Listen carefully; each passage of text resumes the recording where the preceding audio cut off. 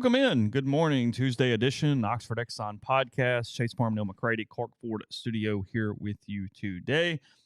We have a bunch of potential professional sports blowouts in the making from a series standpoint. All of them, at least on the way to potential sweeps. Probably not going to get there, but interesting nonetheless, as the Nuggets advanced to the NBA Finals last night, knocking off the Lakers in L.A., see if Miami can join them with 4-0 games here. I guess tonight. I don't know when that game is, but I assume it's Game today. 4 is tonight. Okay, there it is.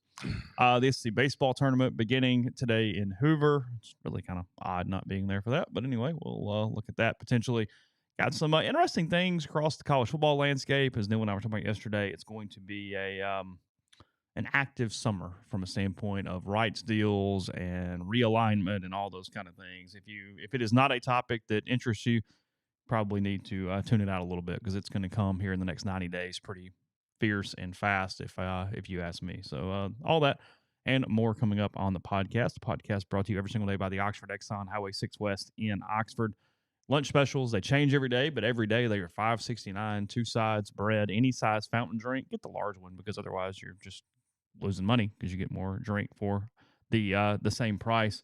With the big fountain drink, they got the 49-cent fill-ups there at the Oxford Exxon. You can quench your thirst pretty cheap there, under 50 cents for one of those as well. They got the ribs, and they got donuts throughout Mississippi, Brookhaven, Clinton, more soon. Homemade donuts every single morning. Take advantage of that if you're in those areas. A lot of varieties, a lot of flavors, and you can get your day started with a little sugar and a donut from Clinton or Brookhaven. And again, coming to you from the Clark Ford Studio. Yeah, and a reminder to the guys in Clinton, I know this is kind of an off week probably. You're probably not doing your off-season program. This is a really good week to fuel up for the coming workouts. And the best way to do that is donuts and a 64-ounce Coke.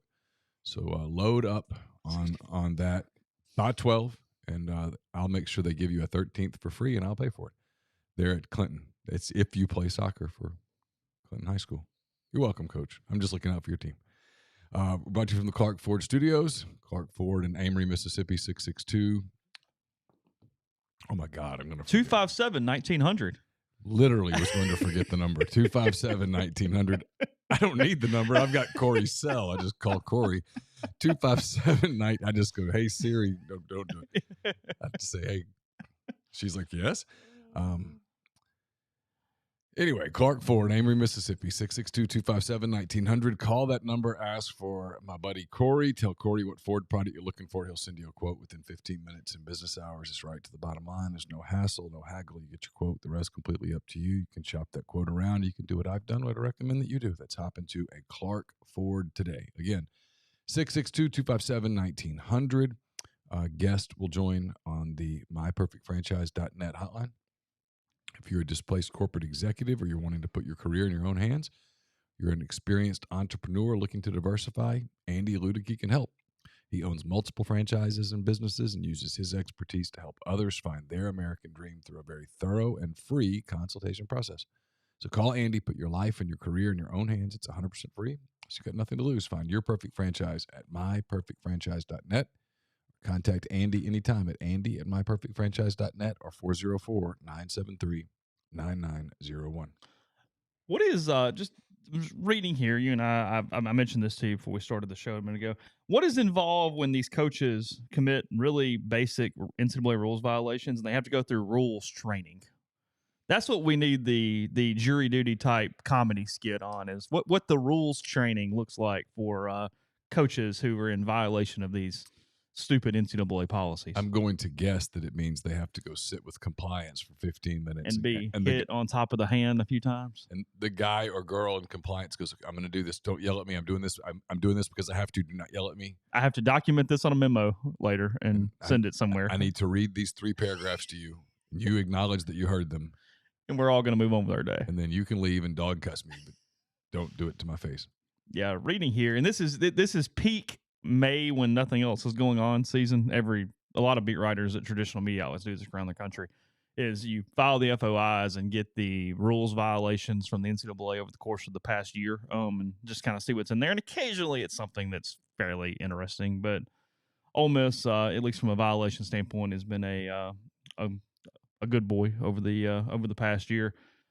David Eckert, the Clarion Ledger, says only 3 violations obtained by the Clarion Ledger via an open records request, and they were all labeled level 3 violations, the least serious classification. So pretty non-newsy item there. But all the punishments were rules training for the offending staff member or coach that was involved in that. So I feel sorry for the compliance people that were forced to. That couldn't have been fun. Yeah. The second football violation centered around a transfer, something that's become central to Lane. Ole Miss's Idella, something about a waiver. I mean, there was a meal with the softball program that the staff accidentally paid for $38.20. That had to be repaid. And I'm sure shut it down. A letter saying I'm sorry in that. And then, apparently someone competed in a game prior to having their eligibility restored by the Student Athlete Reinstatement Committee, whatever the hell that is. But he was reinstated with no withholding and no repayment because he demonstrated a lack of culpability in the underlying violation, according to the document. So, all's well that ends well there with that. So, we're in that time of year. We get the NCAA stuff. You get all the football predictions that don't make sense heading in. You start getting there's a script to May and June on how you get through the month. I saw where my buddy Trey Biddy, who used to work for us with Rivals, he's now covering Arkansas for 247. He did best case, worst case for every SEC West team. That's one. It was actually good. Was it? I was like, damn, though, I don't want to shoot that bullet on May the 23rd.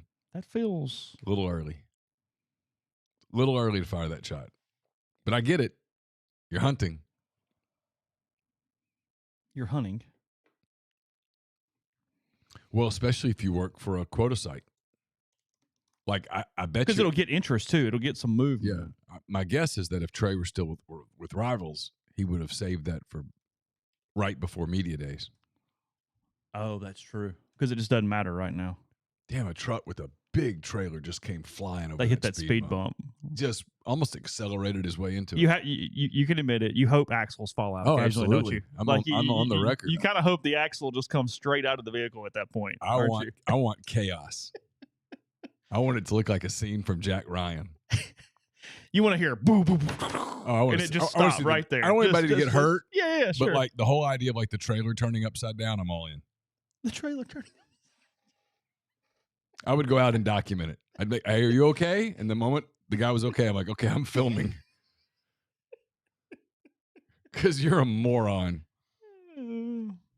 They're pretty severe speed bumps, but I mean, it doesn't take. Well, if you didn't, this would be a speedway. Would it? Oh, I mean. Is it anyway? It was a speedway.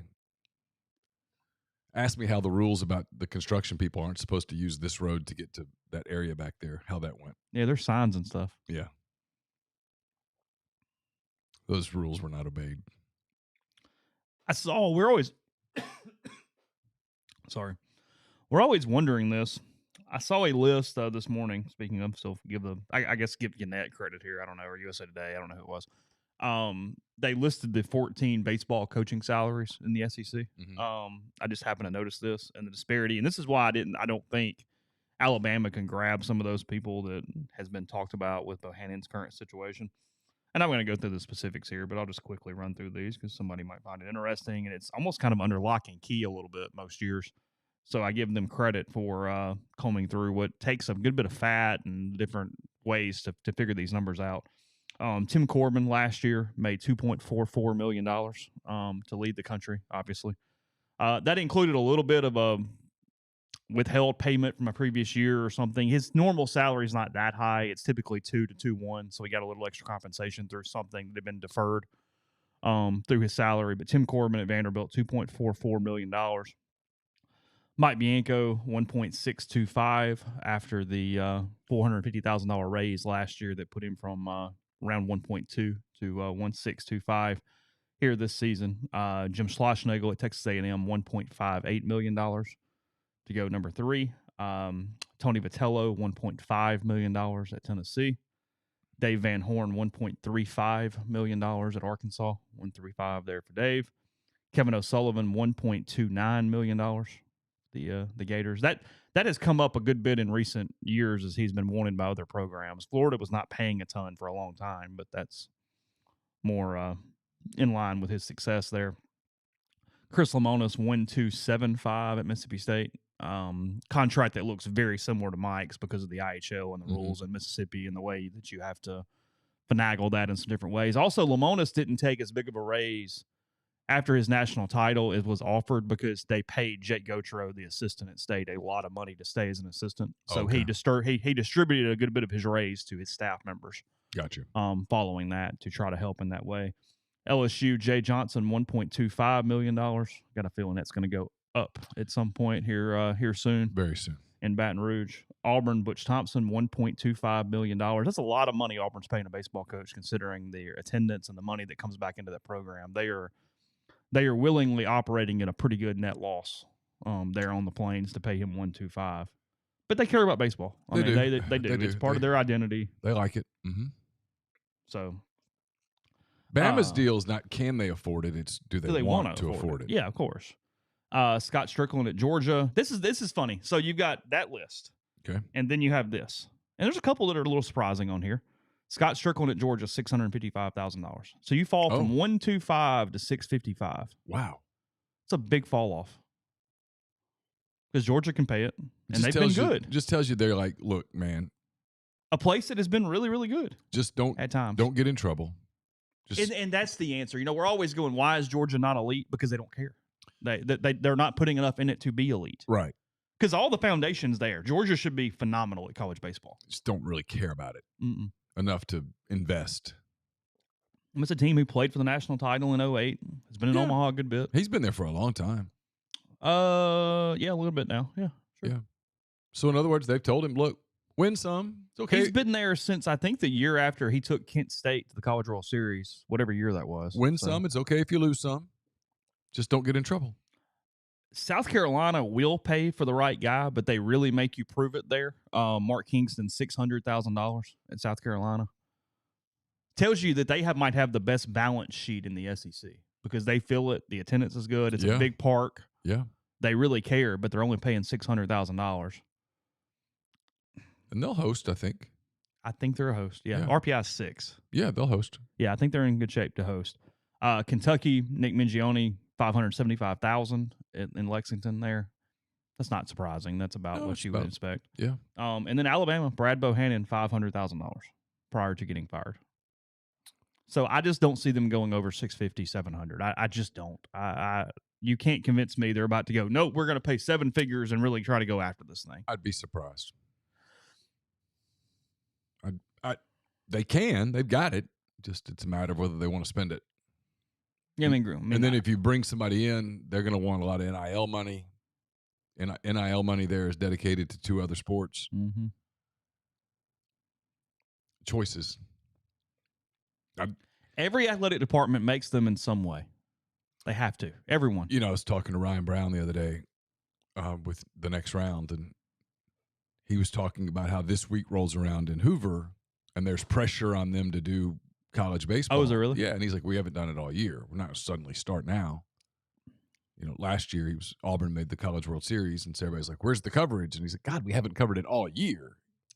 I don't know. What do you want us to do? And so, it's just. It shows you market differences. There's not an interest over there for them to go do that, whereas if Ole Miss and State were there, Richard and them would go hang out all week. It's the weird thing about it for that state, and again, I'm not going to go too far down this road because nobody cares, but when I was getting started covering Auburn, both Auburn and Alabama were really good. That was Jim Wells was at Alabama and Hal Baird was at Auburn. Mm-hmm. And we really had to cover it.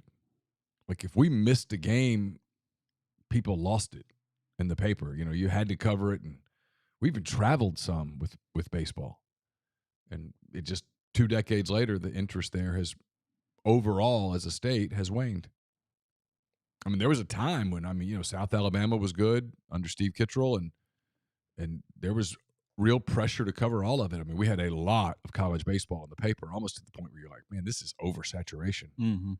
But those days pass. Things change. And then number 14, Missouri, Steve Beazer, $475,000 and 8 cents. 8 cents? Yeah. on his contract there. Well, considering he's kind of giving them their money's worth. Because they're not horrible. Not good. And I think that's the goal. Just don't be an embarrassment. The disparity between them and whoever you want to consider the 13th job is so wide that anything he does postseason wise is a complete cherry on the top of what they're doing there. I mean, weather, location, facilities, money, everything. They got to Hoover though. They're there. They're in Hoover. They're hanging out. They'll play today at some point. They typically have an arm, and Luke Mann, their best offensive player, is a freaking beast. They're in a big enough area where they do get some players through just sort of their location. And I mean, it's not like Missouri doesn't care about baseball. They just care about professional baseball. Yeah, I mean, the Cardinals and the Royals are right there. And as much as it pains me to say this, the Cardinals have a huge fan base. And there's just only so much emotional capacity for people. I mean, I've said that before. It's true. You can't be a diehard fan of like 8 teams. It doesn't work. You can't be a diehard fan of all 4 sports, even if you lived in a city and followed all 4. You can follow them. Yeah. But you're not going, oh, God, I don't sleep tonight because so-and-so, so-and-so. You're typically going to pick one.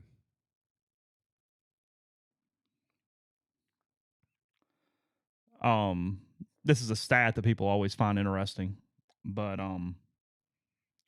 Mike Bianco, I'm doing quick math here, makes more than at least 11 Major League Baseball managers. Managers don't necessarily make a ton of money relative to the sport that they are covering. 11 MLB managers make less than $1.5 million, including the Cardinals, Marmol, and Rocco Baldelli, 2 of them. Let's see. Yeah, so at least 4 SEC coaches make more than 1/3 of Major League Baseball managers. Fun with numbers. Yeah. I mean, it's why Tim Corbin, there's always been some rumors about him going to the bigs, but to take a pay cut. Why? I mean, he's not getting fired. He never wakes up and goes, if we lose this weekend, I'm in trouble. Nope. Yeah. The ESPN doc on Ole Miss came out last night. It debuted, showed a couple times, and I saw a little bit. And I'm not speaking to anybody because I know this is a very small percentage, but it's people talking about why wasn't this in it or why doesn't this in it. I mean, look, beats me, but here's the deal: you got to remember, Believe that Ole Miss did was for a centralized Ole Miss audience to give in-depth stuff and go on and on and on, and really show a lot of behind-the-scenes stuff. That last night, and as you'll watch it whenever, that's a national audience documentary that lasts 1 hour. They can't hit everything. They're glossing. They're trying to be very, very mainstream for a much larger audience than a centralized niche portion of the country. So that's why I actually thought they did a really good job of hitting things enough to at least tell you that happened without focusing on it and then moving forward. I thought that they did a pretty good job with it overall, considering that. So anyway, yeah, that's the. They were kind of people comparing it to Believe, completely different goals that they would have with those 2 documentaries, even though they're following the same topics. Different audiences. I haven't seen it, but different audiences. Yeah, completely. That's something that sometimes I always hate saying stuff like this because it feels like it's critical. It's not. Sometimes fans just don't understand that, like, the regional broadcast has a different audience in mind than the home team broadcast. Mm-hmm. Hit the basics. When they send Tom Hart and David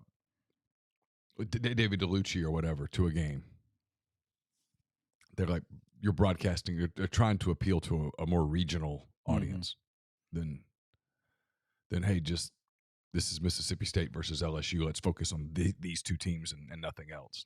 They're trying to build. And it's look, the SEC network is in bed with the schools. I mean, this is business-wise. I mean, sure. So it actually probably is a credit to them to some extent that they even did give some time to, hey, Mike was on the edge of getting fired and all those things. Because, had they glossed over it, you wouldn't have been shocked. I mean, doing that to any level was probably more than you could have happened in that situation with that documentary as is. So, I don't know. Anyway, it's there. And they're also trying to set up some college baseball interest now that the postseason begins. That's part of it. Yeah, there's a reason it comes out the week of the SEC tournament. Yeah. Whenever. You Also, they're expecting rain every time, so it's an easy hour they can kill during rain delays. Yeah, for sure. Hey, throw it on and wait on the tarp to come off there in suburban Birmingham as the week goes on. There, I did watch with a little bit of fear last night because you say a lot of stuff in early March before they start losing a lot of games, and you kind of go, I know it was about last season, but it's like, you're going to look like an idiot. Like, you're going to say something that probably is not true at all now, 3 months later. You don't remember. And it's like, okay. It's like, it was a little bit of nervousness through that last You night. probably tempered it some because I think deep down you didn't think this was going to be more than a mediocre team. Yeah, you didn't go in there and go, oh my God, that is the path to them to go to Omaha 10 years in a row. You know what I mean? Right. You're not doing that. It's Right. very centralized to whatever. So anyway, hit some more topics after the break. What did I tell you about G&M Pharmacy? 662-236-2222. They deliver locally in the Oxford area, and they offer MedSync. For your prescriptions the same day each month and take care of you. One trip to the pharmacy, one delivery, and you have everything you need when you need it with G&M. So whether it's Tyson Drugs in Holly Springs or G&M in Oxford, make one call. Let them transfer your medications really easily.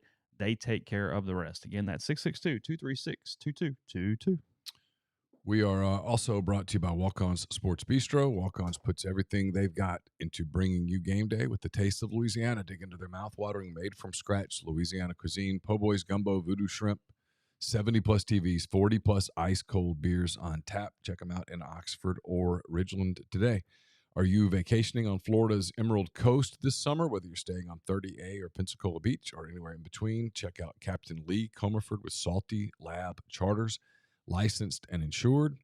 He offers custom excursions such as dolphin watching along Destin beaches, Crab Island sandbar experiences, sunset cruises, eco tours, and much, much more. He's an Ole Miss grad, an Air Force veteran, has more than 30 years of boating experience along Florida's Emerald Coast. All trips are private to your group, so check him out on Instagram or book today at saltylabcharters.com. Please use the code RebelGrove20 to save 20% off your trip. The code is valid until the end of May and can be applied to any charter booked in 2023. Lake Hill Motors in Corinth, Mississippi is a family-owned dealership in operation for more than 60 years. They have a service department with more than 100 years of combined experience. If you're looking for motorcycles, four-wheelers, side-by-sides, scooters, generators, wave runners, lawnmowers, compact tractors, and more, Lake Hill has it. From Honda, Yamaha, Bobcat, Hyson, KO, and other name brands, contact Michael McCullough in Corinth at 662-871-6918 or visit him in person at 2003 Highway 72 East Annex in Corinth. Mention that you heard about Lake Hill on the podcast. Your first oil change on your new purchase is free. The College Corner is your one-stop Rebel Shop. 2 locations in the Jackson area. In Ridgeland, it's next to Fleet Feet. In Flowood, it's next to Half Shell. If you don't live in Jackson, it's okay. Go to collegecornerstore.com. Plus, you can find them on Facebook and Instagram. They have the largest selection of Rebel gear in central Mississippi. And we're brought to you by Comer Heating and Air, Southern Air Conditioning and Heating, different names. Same great products and services. If you live in Oxford, Batesville, Tupelo, or the surrounding area, call Comer 662-801-1777. If you live in Hernando, Memphis, Olive Branch, that area, get in touch with the people at Southern, 662-429-4429. A-Stock is a Nashville-based online retail company with the mission to provide customers the power to name their price. All items start at just $1. That's right. Every item starts at just $1, no matter what the retail value may be. Shop now at astock.bid. That's astock.bid, astock.bid, or download their app. Name your price on thousands of items from big-name retailers. A-Stock has multiple locations around Nashville as well as Memphis, Indiana, and more coming soon that offer local pickups, so don't miss out. Spring is here, and it's time to refresh your outdoor spaces. Heavenly Sunshine Property Services, your go-to professional power washing. From your home's exterior and sidewalks to your deck and patio, the team has the experience and equipment to get the job done right. With their advanced power washing techniques and attention to detail, they remove dirt, grime, and mildew to reveal a fresh and clean surface. They've been serving the Mid-South for 4 decades. Their commercial and residential property maintenance includes power washing, soft watch roof applications, facade cleaning, and window cleaning. So contact them today and get ready to enjoy a brighter, cleaner outdoor living space. That's heavenlysunshine.com, or give Sandy a call at 662-342-1203 to book your free estimate today. Use the code MPW10 for a 10% discount. So how do you pronounce the new Big Ten commissioner's name? I think it's Petiti. Is it Petiti? I think so. That's what I assumed, but I wasn't 100% sure. In the event that we're wrong, he's got bigger problems. Yeah, we're not his issue today. Just like to try to be correct when possible. Again, this is from yesterday. We teased it at the end of the show. Pete Thamel, ESPN, writing this. A couple other people contributing, but I don't have their names in front of me right now. It doesn't really matter. Not everything perfect in Big Ten land, as they obviously are always looped into the SEC. And I thought this was an important story, even in a perception way, because I do think sometimes we talk about, and look, I mean, the Big Ten and the SEC are far ahead of everybody else. They're the ones everybody wants in. I'm not disputing that in any way. But we never really talk about some issues going on in those conferences because you look at just the much bigger issues going on throughout the country and everywhere else, ACC and Pac-12 especially. I mean, you see this morning that the Pac-12 is essentially going into a hiring freeze in some different ways because of some lack of resources that are available there. We'll get to that when the time comes.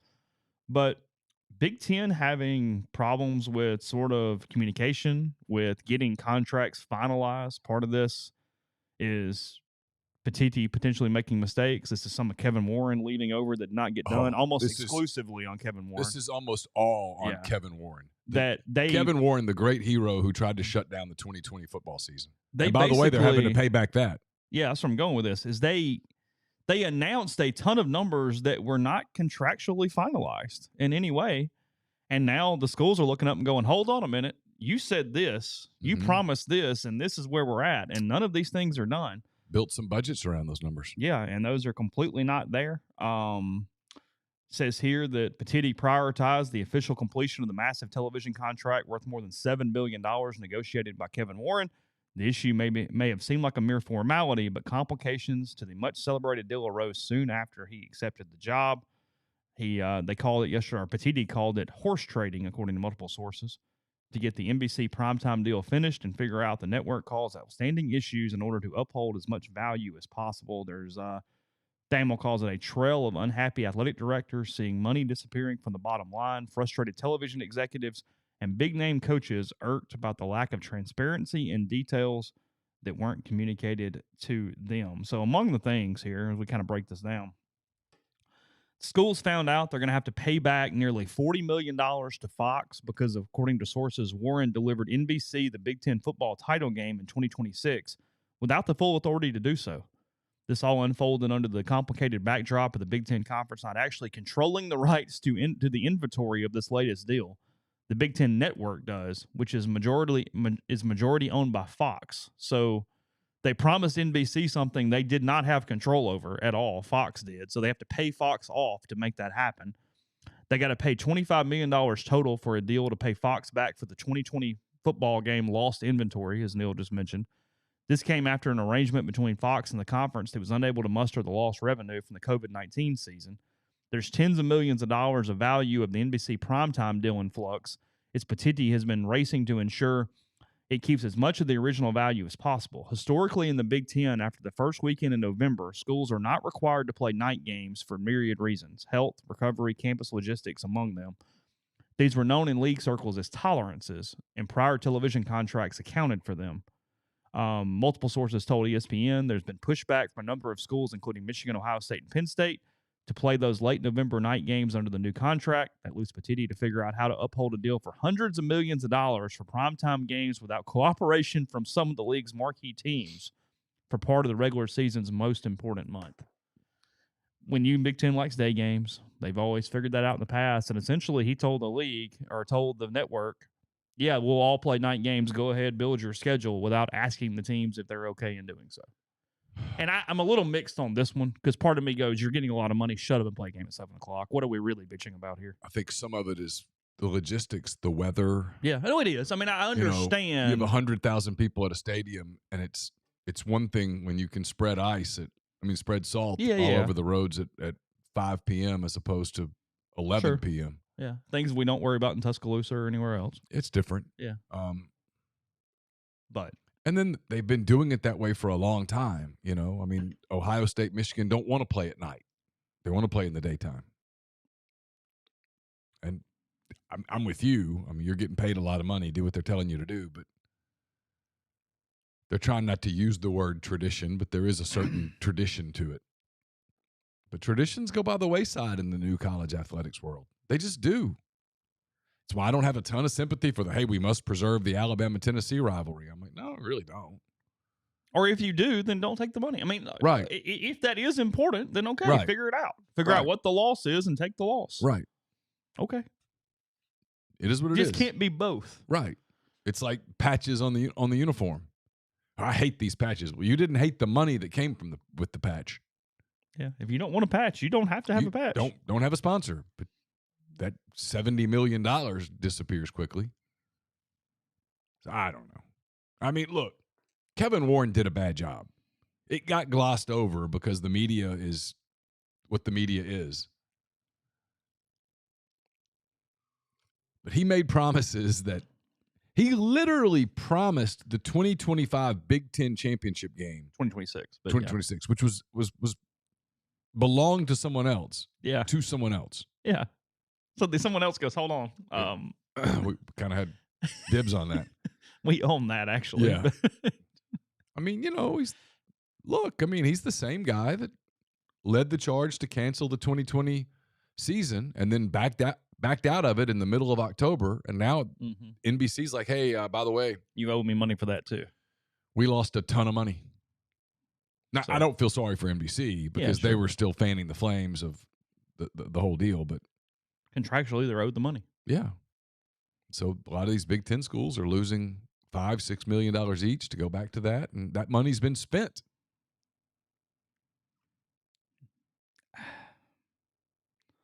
I'm a little bugged by them calling it tolerances. I know it's a small thing, but it's kind of bothering me. NBC was surprised, and I was surprised, said Michigan Athletic Director Ward Manuel. We had not discussed, and I had not discussed with anyone in the league to change the tolerances we had agreed upon years ago. Within the industry, the expectation was that all schools would play in prime time. The fault here is with the administrators on campus, said another industry source. How did the presidents, chancellors, and athletic directors not know this? The universities all signed off on the deal. It's fair. Yeah. There was a lack of transparency. They all said okay, and then there was a lack of transparency. There was a lack of communication, and then there was never the long form contract that puts everything spilled out. They just kind of had this like a term sheet that they got. Penn State will play on the road in a short week on Black Friday against Michigan State, a game that was scheduled before Penn State agreed to it. Ohio State will host Michigan State on November 11th, the latest ever home night game in Ohio State history, which is viewed as another concession to help the league through this moment. That's what we're walking through right now, an industry source said of Petiti. Tony's trying to save it, and what Penn State and Ohio State are doing is trying to minimize the losses. Yeah. Both going, okay. And ultimately, that's what's going to happen because the money's going to win out. Yeah, they have no choice. Because the money is going to win out.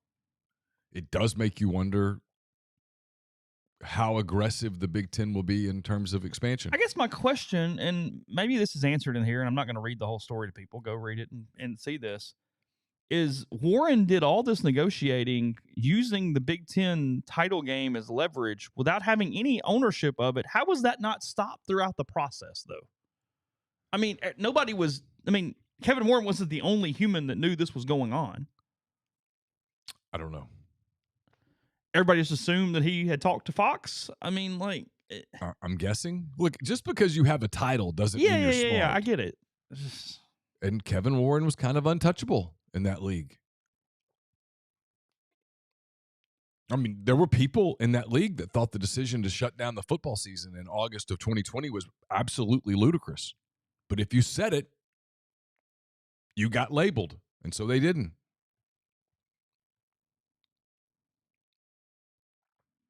Man, what a damn bullet got dodged. Do you realize how much damage could have been done to college athletics, to budgets, if the 2020s, if Greg Sankey goes, you know what? All right. You're right. We just can't do it. Shut it down. Because if Greg Sankey says that, the ACC shuts down, the Big 12 shuts down, the Sun Belt shuts down, everybody shuts down, there is no season. And the other ones don't start back, obviously, yeah. No season. People will never fully comprehend how close they were to that moment. Catastrophic budget losses. I'm not sure it's recoverable. I think they would still be digging their way out. And I'm telling you, it was close. The pressure on Sankey to make that call was immense. That's why I have just oodles of respect for the man. I know there are people that do that he has favorites or whatever. I don't know. I'm not going to sit here and tell you he does or doesn't. I'm not inside the man's head. But I have an incredible amount of respect for the backbone that it took in the summer of 2020 to stand up to that noise. Because it was intense then.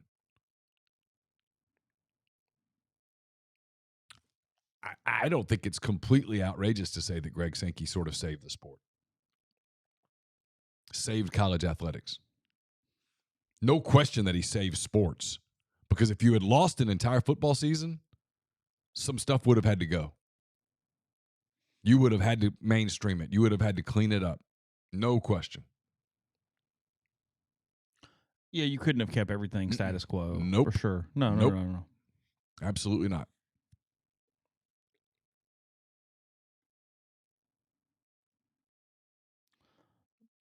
So those are the big things. Some of the smaller things, I see Tom Izzo is pissed off because so many games are being streamed but not televised anywhere. Okay, for sure, whatever. When NFL games are starting to be streamed only, I don't have a lot of sympathy for that, frankly.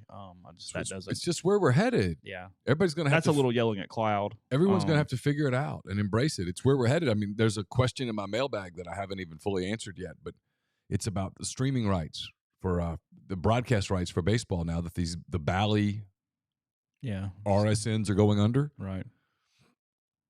I think you're going to see more and more teams go, hey, we're going to put our games on an a la carte streaming app. That's where they're headed. And you can decide what you want to watch and what you don't want to watch. And there's just more and more. That went from good idea to, frankly, our streaming getting so carried away so fast. Yeah. I mean, I think it was the Yankees. You have to have 4 different streaming services to see their next 5 games. Something like that. It's nuts. I mean, you're end up paying 3 times what you were paying for cable if you try to just get it all. So if you want to see every Yankee game, okay? Or let's say the Cubs. Yeah, whatever. The Cubs. Doesn't matter. If I want to see every Cubs game, I got to have the Major League Baseball package. I've got to have Fubo or something like Fubo. Yeah. I've got to have Apple TV Plus. I think that's it. Maybe one more thing. That's just to see the Cubs every day. And that's not to get the Cubs broadcast every day. Because when the Cubs play the Reds, the Braves, or the Cardinals, I'm going to get their broadcast, which is fine. I mean, first world problems. When they play on Apple, I've got to get Apple. Oh, and ESPN. I've got to have access to ESPN somehow, some way. I guess Fubo would cover that as well.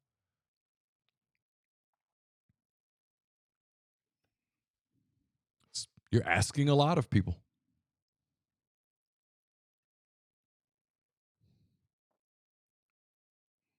But that's where we're going. So you better make sure your product's good. But that's absolutely coming with college sports. Tom Izzo was complaining about games being streamed only in college basketball, and I was like, man, that's just where you're headed. Yeah, that's just not getting the climate at this point. Look, some of these are big deals. I mean, it's just kind of close the subject. The lack of transparency and communication and basically fool's gold are the main problems that permeate through multiple topics. The lack of having the rights to something that you are bidding is malpractice. I mean, that's ludicrous on every level. The night game thing, while I think it's kind of dumb, you have to understand your constituents and what's important to them and not just gloss over it. So it's very important inside that realm of negotiation, even though nationally everybody kind of looks at it and goes, oh, get over yourself. But I get it. Inside their scope of what they're saying. What I am curious to see, not to get down this rabbit hole too much, but I am curious to see what this does. Does this do anything to slow some of the expansion talk? Do people say, hey, before we add more issues to our agenda here. Can we make sure we clear all this up first? Mm-hmm. Or do they say, hey, this is an opportunity, let's strike? And I don't know the answer. And it's going to be one of the big topics at SEC Media Days in July in Nashville this year is, hey, where does the TV contract stand? Mm-hmm. What are you doing? What are you planning to do with streaming as we get into the second half of this decade here fairly soon? I mean, SEC meetings start in 6 days in Destin. Oh, yeah, it's going to be a monumental topic. I mean, there. literally 6 days. Yeah. So go over that Pac-12 thing. Let's see. I'll read the statement from Washington State, and then we'll go into break, come back, talk about it. Washington State here, their president, Kirk Schultz, says that Washington State athletics will have temporary freeze on all current and future vacant positions until further review, as well as a pause on non-essential travel, purchases, and new professional development because of significant decrease in Pac-12 revenue distribution as a result of overpayments from one of the conference media partners that must be resolved. Relocation of the Pac-12 headquarters out of San Francisco exceeded budget projections as well.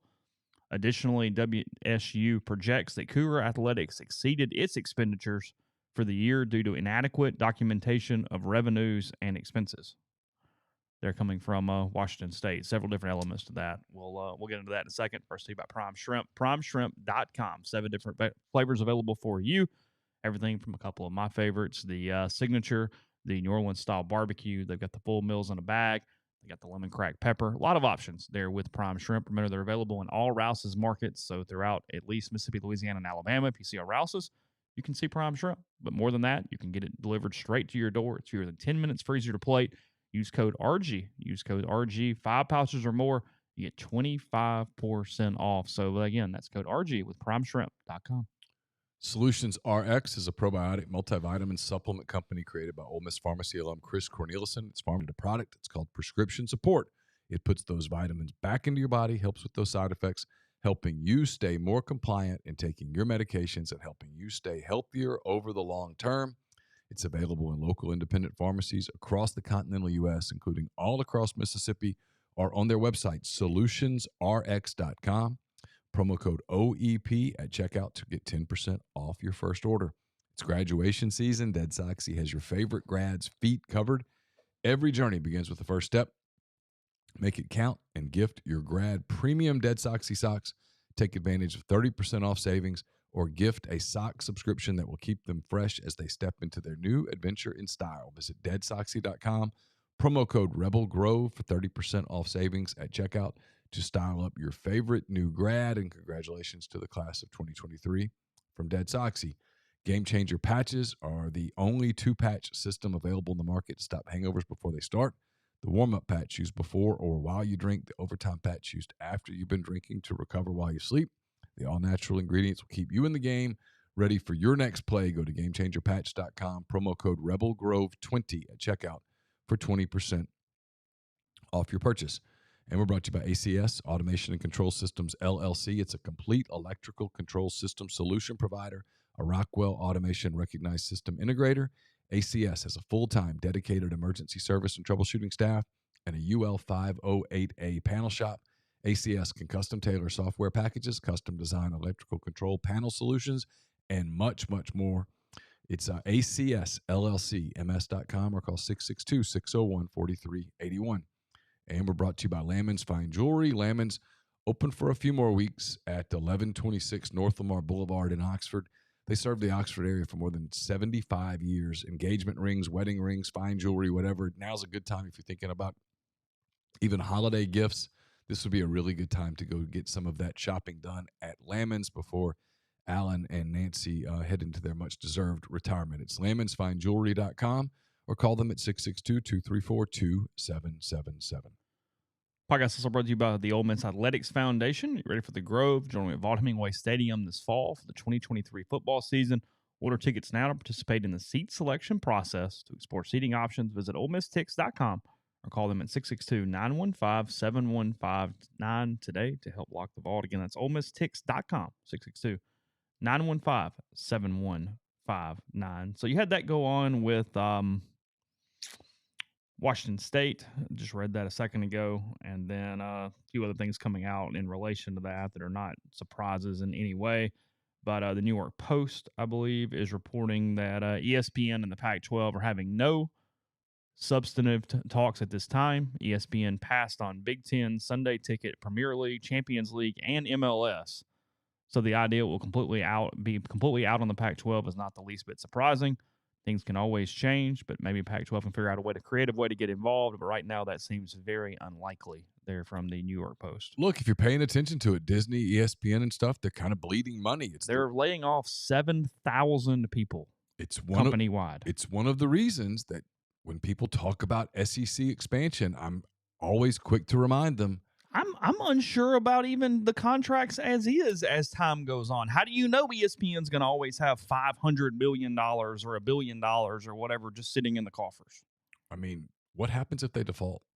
I'm saying. I don't know. There's a lot of assumptions that go on. And frankly, then you've been blowing up all this other stuff and then have nothing to show for it. Yeah. And you go, God, now we don't have our rivalries with the teams we like playing. And now we don't have the money either. But the Pac-12's done. Yeah. It's over.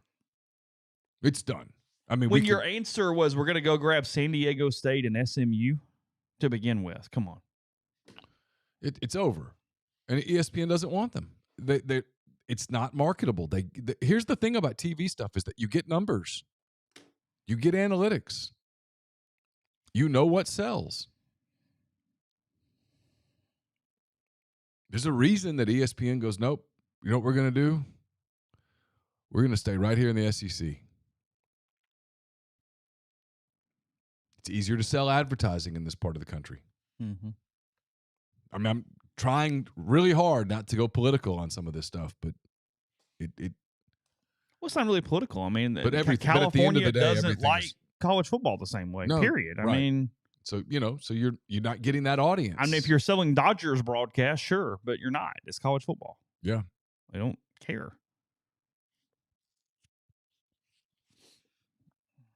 The question is, how long do they try to hold on, or what does that look like, or where even do their damn games get on TV?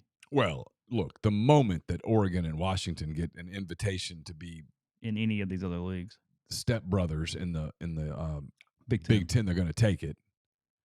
The moment that Arizona, Arizona State, Colorado, and Utah have a firm invitation and look at the Big 12 numbers and go, okay, that's good. They're going to do it. And then it's over. There's nothing left. And so Stanford and Cal and schools like that are probably staring at Independence or the Mountain West or, hey, this isn't worth doing anymore. Which may be the answer. And at Washington State, which is going to get left in the cold, they're looking at this and going, okay, well, the days of us actually having money are over. We've got to start cutting the fat. And what was lost in that is they also made a bunch of issues themselves. They had bad accounting on their own regard, too. Yeah. Well, so they had internal and external issues. And it's possible they're going to lose a very expensive lawsuit involving their former football coach. That was an issue of their own making. Oh, yeah. I mean, that was politics on their end. People can say, don't talk about politics. Well, they're the ones that got political. If the football coach had not been vaccinated, would anything have been different there? No. It cost them a lot of money. Money that I'm not sure. Well, I mean, I guess you get into the academic side of it, but yeah, whatever. I mean, that's and that's the last domino to fall. Is you've got a lot of Pac-12 people who, the apologists, the proponents of the Pac-12, they go, yes, but any association we have with these other schools helps research dollars, academic things, all those things. I guess I'm not convinced that it does to the level that people think. I mean, no one's choosing Stanford because they're in the Pac-12 if you're going into their neuroscience department. Which is why. You know what I mean? Yes, like, you're going because they're really good in neuroscience. You know where I'm going here. If you're in Chapel Hill or Charlottesville and you've spent all these years telling yourself, well, if we associate with that riffraff in the SEC, we're going to take a step down academically. But I mean, even the media does it. I mean, I saw, I don't know who it was. It was one of the sites, it was 24/7 or On 3 or somebody. I don't know. And they did a list of ACC schools and where the best fit was for them. And several of them, they chose Big Ten. They go, because their academic reputation. It's like, Well, yeah, but that's just tone deafness. It's like Vanderbilt seems fine, not aware that they're having problems. Well, here. Texas cares about its academic Yeah. reputation. What did it do? Yeah. Florida's been in the SEC for a minute. Mm-hmm. Pretty hard to get into Georgia. Yeah, North Carolina is not suddenly going to fall academically because they joined the SEC. UVA wouldn't fall off the academic map. Yeah. Oh, there would be some people there that are like, I can't believe we're associating with Mississippi State. Yeah. And then the AD would just go, did you see the paycheck? Because we can't get that anywhere else. Mm-hmm. And the truth is that from an attendance standpoint, it would be huge. Yeah. If Tennessee started coming to, and Florida started coming to Charlottesville for games, think that would draw a little better than that Wake game does? I'm guessing. Of course. It's I don't know. It's the Pac-12 dominoes are the first to fall, and when they fall, I think it's going to lead to people saying, "Okay, we can't do this anymore. We cannot risk getting caught in that situation." And again, though, we get back to the other, and if I'm one of these teams, I'm kind of in a hurry because I'm worried about these contracts not living up to what you thought they would be. Oh, I mean, there's going to be outs in those that, hey, we get into some financial viability issue. What happens? It's not today. But you have to, at least if you're Greg Sankey and Petiti and all these people, look up and go, hey, I know we're the cash cows. I get we're probably the protected class here, but at the same time, are we worried about the fact that they're laying off 7,000 people? I mean, just saying. I would be. I mean, it's said in the stream by Ginger. I mean, the only part of Disney that is making money are theme parks right now. That's it. Everybody else is losing inside the Disney core. Well, and ESPN's going to an a la carte streaming service, which is another problem. I mean, maybe it works, maybe it doesn't. I don't know. There's a lot of people in this country who don't but watch it sports. Won't work to the level that it worked on cable when it was just guaranteed money and the greatest thing of all time from a business standpoint. It's what kept a lot of those networks in business. Yeah, because it was just built in. The bundles. Yeah, nobody realized because they don't look at their cable bill itemized that they were paying more for ESPN than any other channel. I mean, I'll go political here. If you told Fox News and MSNBC you couldn't be part of the bundles anymore, how confident are they in their deals? I mean, less confident they would be today. Yeah, sure. CNBC. Yeah, whomever. Bloomberg. I mean, the list goes on. Hey, you're on your own now. You guys can't team up and make everybody pay $79.99 a month for you. I have a new appreciation for just C-SPAN now. I'll just watch it. Don't talk to me. And so ESPN, some GJG says they'll probably cost $40 a month, and sports fans will pay it. But there are a lot of people in this country that aren't going to pay $40 a month to watch sports. They don't care that much about sports. $40 a month for ESPN. I bet he or she is right. No, I'm not. I mean, I look at that number. Because, I pay more than I like for Hulu for my live TV, but I get the whole channel package. That's what I pay for my cable, if you will. I'm using quotes for non-stream people. Well, I guess what they're gambling is that you won't pay for Hulu anymore. You'll just have 5 or 6 a la carte things, and you'll just watch the 5 or 6 things you like and nothing else. But the problem with that is that takes everybody to do it. I know. Because until everybody does it, well, I've still got to have Hulu if I want the Food Network and the Golf Channel and whatever else. Right. I don't know. I guess the gamble is that, and I don't know the inside. I would love to sit in the room and talk to these people. But maybe what they're saying is, hey, young people don't watch. Because I pay probably $0 to $10 or $12 for a lot of freaking streaming that I don't even want to see or know because it'll freak me out. Netflix now is $18-$20 a month, something like that. Something like that, 19, I think. Okay, somewhere in there. Pay that, whatever. HBO Max, pay that, whatever that is. 15. Yeah, sure. I mean, and then Hulu has gone up in price. Yep. And then whatever the ESPN Plus is, I get ESPN Plus. Yep, I do too. I use my Hulu to get into the other part of ESPN. You got to log in multiple ways, depending on what you're watching, and it's craziest, most convoluted app in the history of apps. Yeah, yeah, I can't stand it. And I'm not even I don't subscribe to Peacock because I don't need it. I don't watch anything from there. But I mean, soccer fans, they're going to get Peacock. I got an NFL game I got to have Peacock for in the fall. Yep. I get Apple TV for like 2 shows. I know. When Lasso's over, I'll cut that. You'll I don't get care. Amazon Prime so that you can watch Amazon the Prime. Thursday night games. Yeah, I have Amazon Prime. Yeah, of course. Because frankly, my shipping's not even guaranteed 2 day anymore. That's run up into just whenever they want to get it to you these days. Well, if it goes to Memphis, you'll get it if and when they decide they want you to get it. But I mean, used to you could at least guarantee 2 day shipping, and I would justify everything in my head that way. Sure. Now it's a suggestion more than a result. It's like a maybe. Yeah, we'll try. Yeah, or we might not try. So I don't know. I mean, I just think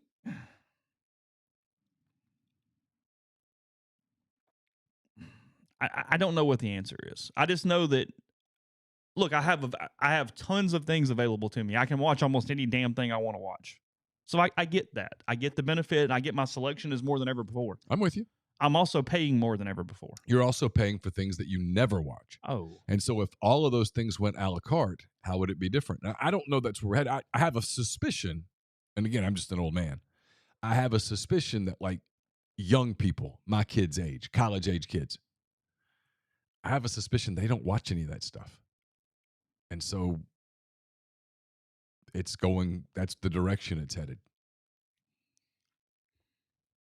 Because if you told me, I mean, and I could do this, it wouldn't take much. And hey, not to interrupt you real quick. Yeah, you're fine. Hey, here's the scary part.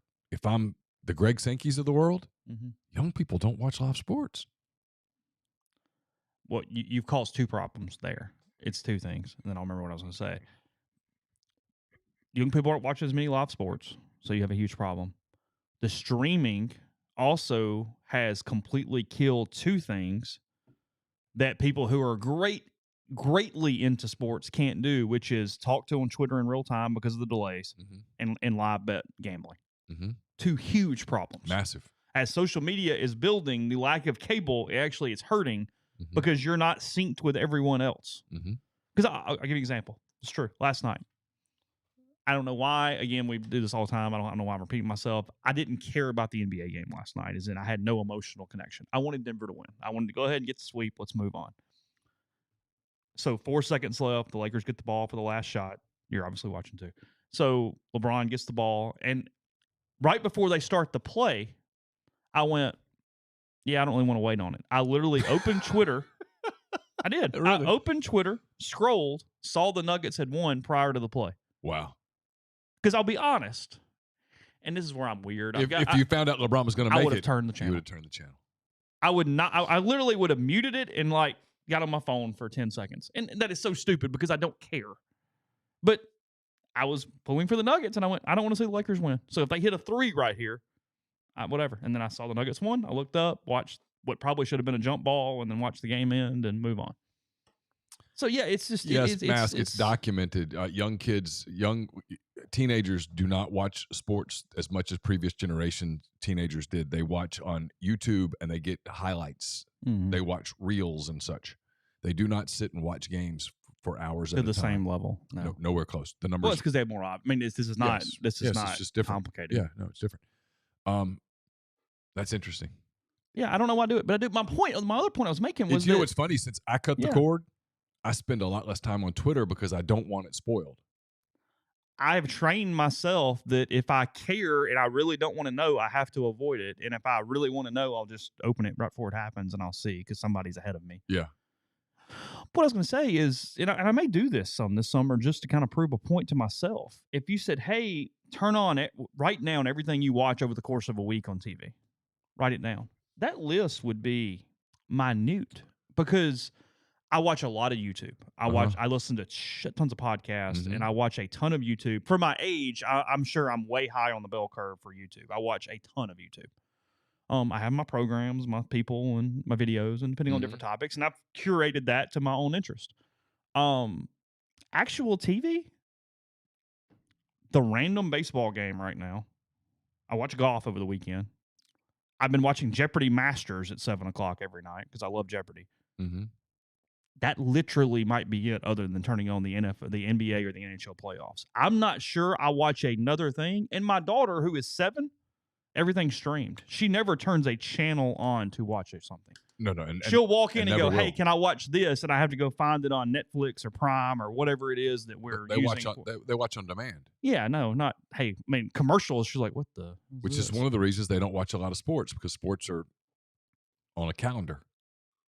The game kicks at 6. And that's not the way they consume media. Mm-hmm. I mean, I'm thinking about it now. Like, what have I, in the last week, what have I watched? I watched Jack Ryan on Amazon. Sure. Yeah, I mean, I was counting actual TV programs. Oh, I mean, I've watched like Succession on HBO and stuff like that. Okay. Oh, I'm trying to think then. I'm talking about you have to use your YouTube TV or your Hulu to watch actual TV. Okay. So, sports, and that's it. That's it. Mine is sports and Jeopardy. I have watched the NBA playoffs. I watched some of that 4 overtime NHL game. Mm-hmm. I watched college baseball because I swore to myself that I would get to the end of the season. And that's hard to do because it's kind of all over the place. And if the ESPN Plus app isn't working, you can't get to some of the games. Sure. And you're like, screw it. Sure. As the Cubs have sucked, I've watched them less. I watched Braves, or not Braves, Orioles, Braves, Mariners. Yeah. Because I was running on the treadmill. Okay. That's it.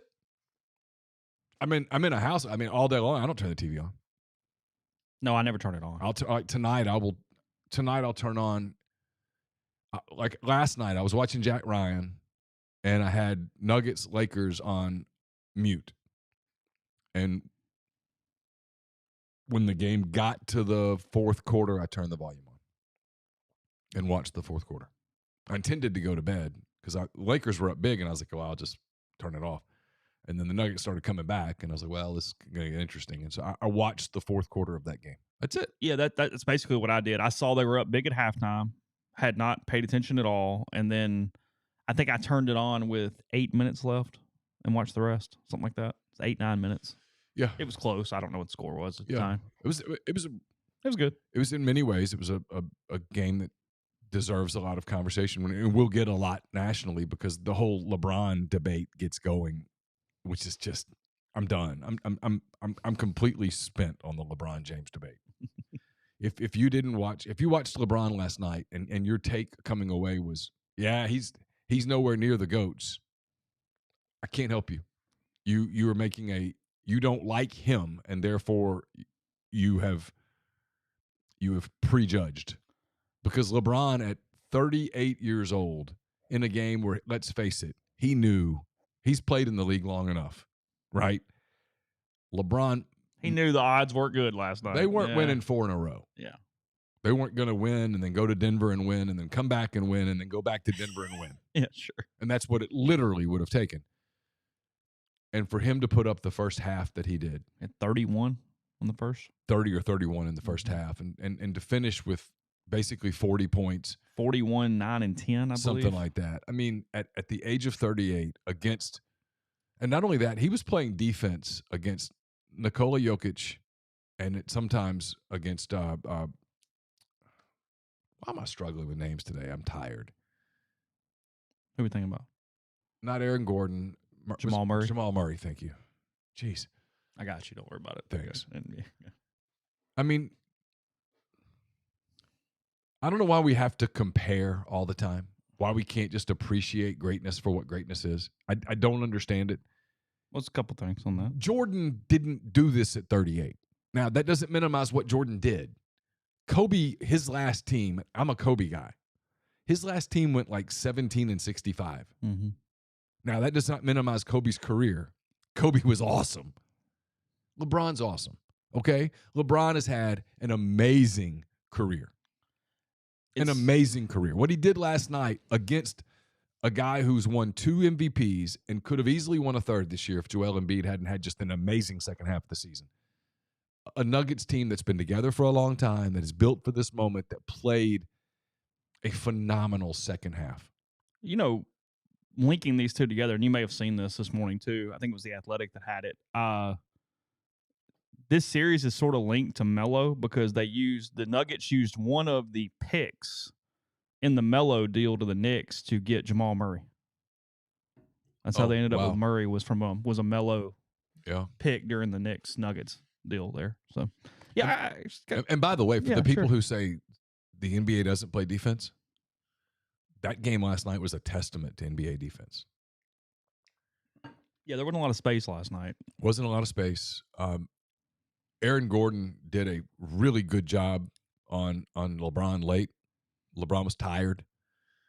Jokic did a tremendous job on Anthony Davis. Yeah, and he got his fifth with like 6 minutes to go. Yeah, and boy, almost got a sixth. I mean, they could have called it and didn't. And then in the last 5 minutes, I was thinking about this because I'm weird. Sam Presti, as the general manager of the Oklahoma City Thunder, has talked a lot about, hey, we have a young team, we have a lot of good players. We have to become more physical. And I thought about those last 5 minutes when the NBA refs, and I don't have a problem with it. When they put the whistle down. It's kind of put it away. Hey, we're not going to decide this. Mm-hmm. You're going to decide it. I'm cool with that. Yeah, I don't mind that. A lot of people don't like that. I don't mind that. I don't want the whistle blown with 0.4 of a second on a ticky-tack call. Let's let them play. That's why I didn't mind not calling the jump on LeBron there with a second left. Yeah, like, whatever. it was great team defense. Yeah, it was fine. And they knew what was coming. They ran defense for it and took it away. It was kind of a passing of a torch moment in a lot of ways, but that was grown man basketball. Yeah. I mean, that was physical basketball, and I just kind of thought there was like some symbolism in that moment, but that game did nothing, in my opinion, but enhance LeBron James's legacy. Yeah, got a couple thoughts on that. Hit it after the break. Did I tell you about Northeast Spark? NESPARC, service people across rural communities, 2 packages, the Ignite, the 100 Mbps, or the Blaze, the 1 gig that powers the Clark Ford studio, your hometown team bringing you world-class broadband. That's nespark.com, 662-238-3159, phone service, parental controls, network security, a wireless mesh extender, and much more. So to get the best internet in Lafayette County, as well as parts of Union and Pontotoc counties, that's 662-238-3159. Brought to you by Pinnacle. They're based in Jackson, Mississippi. Clients in more than 20 states, advisors in multiple states. You go to mypinwealth.com. It's MYPINN wealth.com to learn more. Brought to you by John Edwards, Regency Travel Incorporated in Memphis. Get in touch with John if you're thinking about planning a summer trip, a holiday trip, whatever the case may be. He knows how to give the extra attention that's needed to make a special trip one that creates a lifetime of unique memories. 901-494-3387 or Jay Edwards at regencytravel.net. Check out Oxford's newest Greek restaurant on the square this summer. It's a perfect place to enjoy an evening of fabulous food and craft libations. It's right there on the square in Oxford. It's called Opa. Check it out on the square. I'll have a mailbag to you tomorrow. It's brought to you by Whitney McNutt of Tommy Morgan Incorporated Realtors, serving you for all your real estate needs. In Oxford and Tupelo, Whitney sells condos, land, commercial, and residential family homes. You can reach her at 662-567-2573 or 662-842-3844. Service specialist staffing and recruiting agency has been connecting great job opportunities to candidates since 1967. If you're on the job hunt, whether you're seeking an entry-level position or you're a seasoned professional, they have opportunities across the board in a myriad of fields. It's always free for the candidate, so get in touch with Will, Sydney, or Kelsey at 662-832-5138 or check out their new and improved website, servicespecialistltd.com. Get the beautiful and healthy smile you deserve at Corinth Dental. Dr. Bubba McQueen, Dr. Jenny Beth Hendrick are devoted to restoring and enhancing the natural beauty of your smile using conservative, state-of-the-art procedures that will result in a beautiful, long-lasting smile. From routine checkups to advanced treatment, including implants and Invisalign, Corinth Dental is here to help you achieve your smile goals. Schedule your appointment today. Take the first step towards a better version of yourself at corinthdental.com. And we're brought to you by Southern Traditions Farm. It's a 32-stall, 68-acre upscale equestrian training and boarding facility in Canton, Mississippi. 2 sand rings, a grass ring, miles of wooded trails. So much offered at Southern Traditions.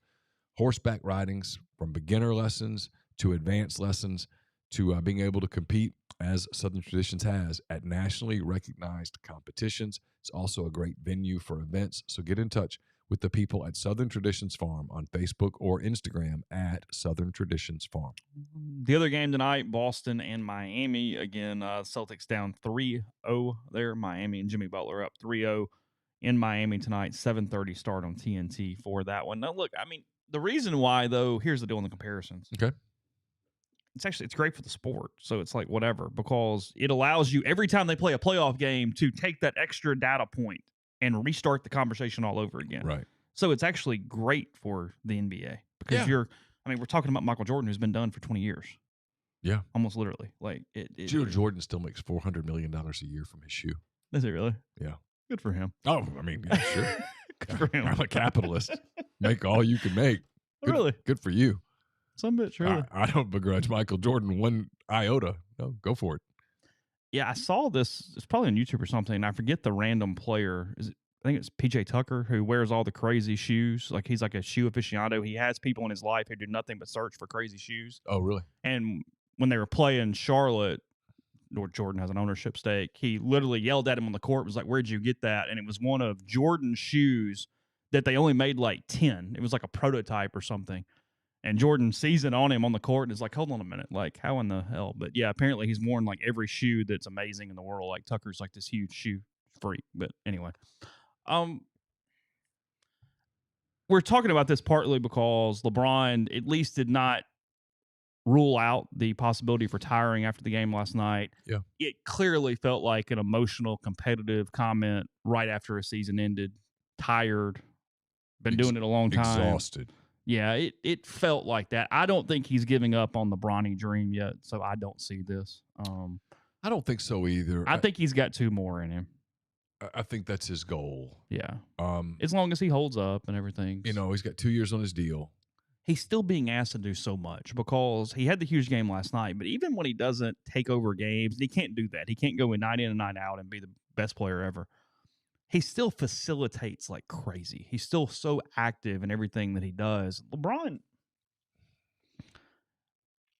I mean, we'll spend more time on this later. We got plenty of time to talk about this. He came into this with so many expectations and has fulfilled them. I mean, he's on the front of Sports Illustrated with The Chosen One as the headline. I mean, think about that mentally, what that does to you at 17 years old. Can't. And I mean, I can't. And that's my point, is he's fulfilled every athletic thing that you could fulfill. I mean, he is, to have that pressure and then be in the conversation as greatest ever. There are 2 people, Tiger Woods and LeBron James. Mm-hmm. That's probably it. Yeah. When you think about it all the way through. So that's an A+ in every way. And then the other one that I don't know that he gets enough credit for, and I think it gets overshadowed by him feeling led or necessary to comment on so many issues he doesn't understand. Yeah. Which makes him look stupid. And he's not a dumb guy, but when you decide that you have to be a voice of authority on everything, you're an idiot because you right. in those spaces, not an idiot overall, sure. in those spaces. Sure. You know, had the vandalism. Like, there's just been stuff where it's easy to not like him because it's not that he talks about them. It's that you go, hold on a minute, that makes no sense. And Jordan got criticized for not talking about it. So you're damned either way. Right. But point being, I'm not even an NBA guy, so I'm not a LeBron guy. The fact that he has had that level of pressure on him and that much going on for 20 years, and he's never once gotten in trouble. Nothing off the court. No. Legally, societally, nope. Nothing. Nope. That's a level of impressive that I don't have words for, if we're honest, considering everything available to him, given who he has been, and having to be so mature early on and then not lose it at some point. I mean, and to I'm see how amazed. To see how impressive his kids are. Yeah. Because his boys are really impressive. I'm sure his daughters are too, but I don't know about them as much. His boys are really impressive. That says something about their parents, typically. Yeah, and so when he said that last night, I'm with you. I think he'll come back and play. But there is a part of me that wonders, I mean, look, Bronny just committed to USC. Yeah. I'm sure there's a thought in his mind of, I mean, look, there's nothing more other than playing with his son. There's nothing more that's left for him. He's won titles. He's won MVPs. No, he's doing that King Griffey Sr. thing going, can we just hold on long enough? Yeah. Now it requires him to play on the same. Anyway, and it's Bronny's got to be a one and done. There's some people out there that don't think that's probably not. That's a little bit asking of him, that Bronny James could be one of those guys that would really benefit from a second year in college. Now who knows, right? Maybe it's early. It's early, and I mean, I'm cheering for him because I know people go, I don't feel sorry for him. I would find that really appealing to watch. Sure. I know people go, I don't feel sorry for him. He's making $1 gazillion. His dad's. I get the money. But look, when your expectation is, hey, you're the son of one of the greatest 3 or 4 players in the history of the game, so your expectation is you're going to be that good. That's a lot. That's a lot to put on a person. I realize that if he, quote, fails, he's got generational wealth. Yeah, I sure. get whatever. I think most people get my point. Maybe he wants to watch Bronny play. He's got another son that just transferred to another school. I can't remember the name of the school, Sierra Canyon, maybe. He wants to see him play. I don't know. The NBA season is a grind. In that market, there's a lot of attention. That's one of the most historic franchises in all of sport. There's pressure to play every night. There's criticism when you don't. He'll be 39 years old next season. The league doesn't get any easier. The guys you play against, you're still playing against guys who they get on the court with you. You're the guy they grew up watching. And this is their big moment. I mean, you don't get an off night when you're LeBron James. I don't know. I agree with you. I think he wants to stick it out and play 2 more years, but that's the first time really, though, that Ramona Shelburne wrote about this in ESPN. That's the first time that he's really said those words out loud. It is. So you have to at least take that for take what it a is. pause. Where he said, I got a lot to think about. And I think it was Dave McMenamin pressed him on it. Like, are you talking about? He goes, yeah, I'm talking about whether I'm going to keep playing.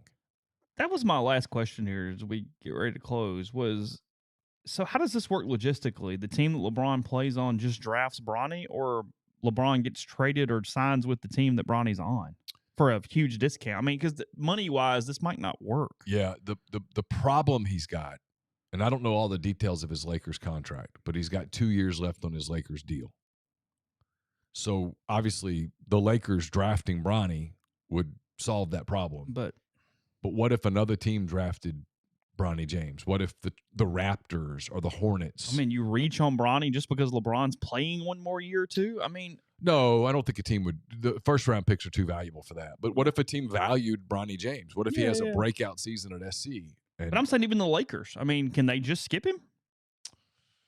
There would be pressure on them. But, hey, look, the Lakers don't have a lot of first-round picks over the next 5 years. If the Lakers have the 17th pick in the draft, you can't take a guy that's projected to be 40th. Yeah, sure. When you've got to rebuild this thing. And the Lakers have some big decisions to make. I mean, there's going to be pressure on the Lakers. It's already started. Kyrie Irving was at the game last night to fit Kyrie's contract into that salary cap. All at the same time when you're trying to keep Rui Hachimura and you're trying to keep Austin Reeves, 2 guys that were huge contributors for them to make it as far as they made it. I mean, they got a lot of decisions to make as a franchise. In some ways, there's probably people inside that organization that wouldn't mind LeBron retiring. Mm-hmm. I was kind of thinking that too. You know, I mean, you look at the West landscape. The Nuggets are not going away. There are other good. If they could ever stay healthy, the Clippers are going to be a really good team. You've got up and coming teams like the Grizzlies, the Kings. I mean, the path to a championship next year is no easier than it was this year. If anything, it's going to be more difficult. Yeah. I mentioned it at the very start of the show. The Florida Panthers lead the Hurricanes 3-0. So the 8th seed is now on the verge of sweeping the Hurricanes to get to the NHL Finals. And the Golden Knights, after winning 2 overtime games, really, really close series, even though they're up 2-0, they go for Game 3 tonight against Dallas. So Vegas-Dallas Game 3 tonight. Panthers already up 3-0 on the Hurricanes. It's been an amazing playoffs. Yeah. It's gets buried a little bit because it's been phenomenal. The NHL lost a lot of momentum over the years from a mainstream landscape. But yeah, because I watched it a lot more when I was a kid. You'd catch it and you go, oh, wow. Man, there are some great players. It's fun. It's a hell of a product. So, yeah, Nuggets beat Lakers 4-0. Heat lead Celtics 3-0. Panthers lead Hurricanes 3-0. Golden Knights lead Stars 2-0. So there is How much SEC tournament will you watch today? I'll turn it on in the background if I'm doing other things. But as far as sit down and prioritize it, I mean, let's see what the games are. Georgia, South Carolina, I have no interest. I have a little bit of interest in A&M and Tennessee at 1 o'clock. Mm-hmm. Yeah, I'm okay. I'm in. I think Tennessee's playing to host. I think they actually could get a host if they win a few games. His deal, because you look at this, and again, we're not spending time on this. I know most of you people don't care. Is that the SEC's in a weird spot? They're going to get 10 teams in, but they have 9 teams with real hosting resumes. Well, the SEC's not getting 9 hosts. No. So how they break that apart is, I think Tennessee's the sacrificial lamb. They're 16-14. Their RPI is like 17. Mm-hmm. It's easy to just mark them off and move forward. And if you're Vitello, your path to advancing is so thin this year. Yeah. I don't know that you can rush a pitcher today. No, you got to win today as is and then just play it. Yeah. Today's the game you got to kind of win. Because look, I mean, real quick, maybe it's Schlossnagel's probably playing to get in a little bit. I think they need to win. Okay. They're 14-16 with a 34 RPI. That is almost the exact same spot Ole Miss was in last season. So if you're out on Tuesday, so much can go wrong. Yeah. By Sunday. A long 5 days. Yeah, I mean, as we've seen. Because frankly, Ole Miss probably shouldn't have gotten in last year. So yeah, I'm kidding. Yeah, come on, it's done. Okay, I mean, I watched the video. It's fine. How dare you? But I mean, seriously, Florida in host, Vanderbilt in host, South Carolina in host, Kentucky in, and I think host for 2 reasons. What's interesting is that a lot of the projections have Kentucky as a 2 somewhere. They have the number 2 RPI in the country. I know. And the head of the committee is their former head coach. I know. And yet everyone, all your friends in baseball media are projecting them as a 2 seed. I mean, look, if I get Kentucky as the 2 with the number 2 RPI, I'm pissed. I know Kentucky's not the most talented team in the country, but they have the number 2 RPI in the country. It is what it is. They're good. Tennessee, 16-14, RPI right on fringe. Mm-hmm. Georgia, Missouri out. Arkansas, they're going to host, 20 wins. LSU, they're going to host, 19 wins. Yeah. Arkansas, LSU, and Florida are all national top 8 seeds. Yes. Vanderbilt has a chance. But they're probably 9 or 10. Probably. Auburn, I think they're a host. I do too. Their RPI is good. It's in the top 10-ish. Mm-hmm. They're 17-13. I do too. I think they're a host. Alabama, I don't think can play into a host in any way. No, they're going to go as a 2 somewhere. So, and then A&M's got to get in. So my point is, that's 10 schools in, and 8.5 have real hosting resumes, or could have real hosting resumes. This tournament's always so interesting. I think it really matters for A&M and Tennessee, and maybe Kentucky, if we're right. Yeah. If you're Kentucky, you don't want to lose early. Everybody else is like, I kind of want to go home. And yet the kids play hard. Because it's kind of fun. It's fun, and they get into it. And coaches get pissed off. Oh, guys go diving into the wall and stuff, and coaches are just losing their minds. Who was the guy before Van Horn at Arkansas? Norm DeVrine. Yeah, it was him and Hal Baird, and they played a late game at the Hoover Met. I've always told this story, and now I can't even remember who won, who lost, but the winning coach was so pissed at the losing coach for not winning because they're both trying to lose. Yeah, they wanted to get the hell out of there. They weren't like really like at blows or anything, but it was just kind of like, I tried to get y'all to win it, you know? And it's better now than it used to be. Your really frustrated coaches back in the day would be when they did the Saturday double header where they didn't do, now Saturday's single elimination. They took a game out of it. If you get to Saturday, it's 1 loss and you're out, even if you haven't lost. But even 10 years ago or fewer, if that winning team lost, they had to turn around and play again. Yeah. And coaches are going, oh, my God, I've got to throw more pitchers on a second game of a day in a tournament that we're already here on Saturday. So it doesn't mean shit. And I got to put my catcher back out there for 9 more innings. I mean, Vanderbilt used to literally go to the end of the bench and just hand the ball to somebody and go, I don't care. Let it be. Because he beat this is like 2008. They did one of those, like basically handed a former manager the ball, and he spends like 7 shutout innings, and Corbin's like, oh, my God in hell. Like, hit him, please, someone. Yeah, Corbin's like, I have a dinner reservation in Nashville at 9. Yeah, and they just couldn't lose. They just kept winning and winning and winning. So, Alabama, Kentucky is a really interesting game at 4:30 today. Alabama doesn't need it, but you're going to have all the Alabama football fans in the stadium and all that weird attendance thing that happens because Alabama packs it out. It's 30 minutes from their campus. And they're hot right now. And they're kind of a fun and story. none of the fans know any of the players. Mm-mm. Couldn't name a soul. Nope. But yet, someone out there with a Jalen Hurts jersey. Yeah. Oh, no. There will be more football jerseys than baseball jerseys at the Hoover Met this afternoon. Of course. And then the Missouri-Auburn game means nothing to me tonight. So there's two games that are relevant. Because if I'm Auburn, I don't mind getting the hell out of there. Because I don't have a ton of pitching, and I don't really want to get anybody. I don't want to inflame somebody's shoulder today. Yeah. So best game is A&M Tennessee. I don't need Ike Irish reaching across the bag and separating his shoulder today. I just soon go home. And then the best atmosphere, environment, and mattering or not mattering, Alabama and Kentucky. Because it's Kentucky. Their RPI is 2, and yet the polls have them 25th in the country. Mm-hmm. It's a weird deal there. So anyway, yeah, whatever. Hoover starts today. It'll be fun. It's a fun event. As much as we all try to minimize it, you get over there to it and you're like, hey, this is kind of cool. We didn't have to have the conversation this year of do you move it or whatever. We're just playing. No, you leave it there. They leave it there. It's perfect. Well, you mentioned Destin earlier. They're on the way. It's a lot of the SEC staff starts hauling ass on Saturday down to Destin, and it's just easier to leave from home as opposed to them having to pack up and go to Nashville and then go. And I'll close here. There's a little bit of misconception. Georgia Rebel goes, last year showed the tournament doesn't mean anything. Look, the tournament hardly ever means anything. Alabama last year went on a little bit of a run. It didn't mean anything. It did, though, because if Cohen doesn't go so hard out of his way, Ole Miss doesn't get in. Right. And if Ole Miss had won a couple games, their RPI wouldn't have fallen as far, and it'd been a much easier case. I mean, Cohen got him in completely. Did his job. Yeah. So. And then he tried to steal the damn football coach. He did, yes.